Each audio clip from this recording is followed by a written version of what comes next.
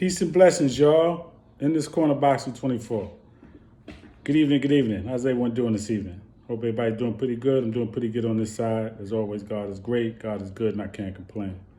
Pardon me for getting on so late to give a little bit of my insight on the fight last night between Julian Williams and Carlos Adames. Of course, a bad ending for Julian Williams. He really needed to win because he got 4 losses now.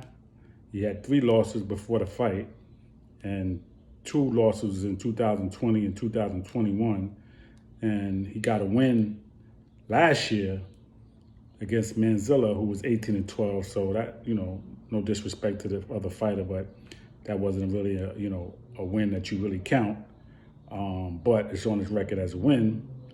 But he had to try to recover from 2 defeats back-to-back in 20 and 21. But now last night, he gets a loss, which is now his 4th loss.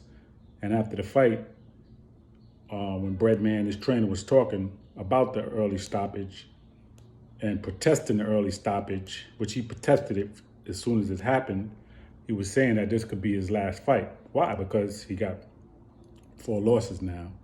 And again, 2 in the last few years. So in the last 3 years, basically, he got 2 losses.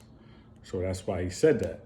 Now, the bad part about this stoppage is that the ref grabbed Carlos Adames and then he waved off the fight. So the only thing I could think to say is maybe it was a mental lapse on the part of the ref, if I want to give him the benefit of the doubt, and maybe he meant to grab Julian Williams and wave it off, because he grabbed Carlos Adames and then he waved off the fight, which is not the proper thing to do, right? So I could say it was a mental lapse, but the part that really kind of takes that away or negates that is the fact that Julian Williams, Carlos Adames was backing into the ropes and Julian Williams was throwing punches when he stopped it. So that's what's really messed up about it. And Stephen Breadman Williams was like, listen, man, they both, was tired and the fight should have went on. At least let him get stopped officially if he was going to get stopped. Julian Williams was hurt in that fight a few times. Well, I'll say a couple of times. Say about 3 times. He was actually hurt, 4th round in particularly. Like Carlos Adames was really doing some good body work and he was hitting him with some good headshots. Julian Williams walked through it though. He recovered and he started coming back. I would say the fight was pretty even. You could say Julian Williams was maybe losing by a round. The scorecard that they had was 77-75, so it was a close fight. That leading up to the stoppage, right? It was 77, I believe in that 8th round, it was about 77-75. So it was a close fight anyway. And you could see it was a close fight. Only problem I got with, besides the stoppage, the early stoppage, it shouldn't have been stopped. Stephen Breadman kept telling Julian Williams, go to the body. And obviously you could see that the headshots wasn't really affecting the Adames too much. So he was like, yo, man, go to the body. And when you break the body down, then the head will follow. You know what I'm saying? It'll be maybe you weaken him by going to that body and break him down, and then you go up top. He wasn't listening though. He didn't throw enough to the body. After he told him that, it was like, he threw a punch here there, but he didn't do enough. You gotta listen, man, right? And, he just looked real discouraged, Julian Williams, after the fight.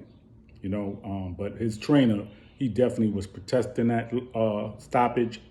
I think he was right. I think that ref was wrong. Like, again, I could give him the benefit and say it was a mental lapse because he grabbed Adames instead of Julian Williams, and maybe he meant to do the reverse, but even still, he was throwing punches. So if he was just getting hit and wasn't throwing any punches, then, but that's not the case, man. He was throwing punches. So a bad stoppage and a bad break for Julian J-Rock Williams. He's now 28-4 with 1 draw. out of his 34 fights. And, you know, just bad, man. Just bad. You know, I feel for him. I don't know what's next for him. And, you know, listen, I like Breadman, and I'm just being honest, man. I like Breadman. He's very knowledgeable, knows boxing.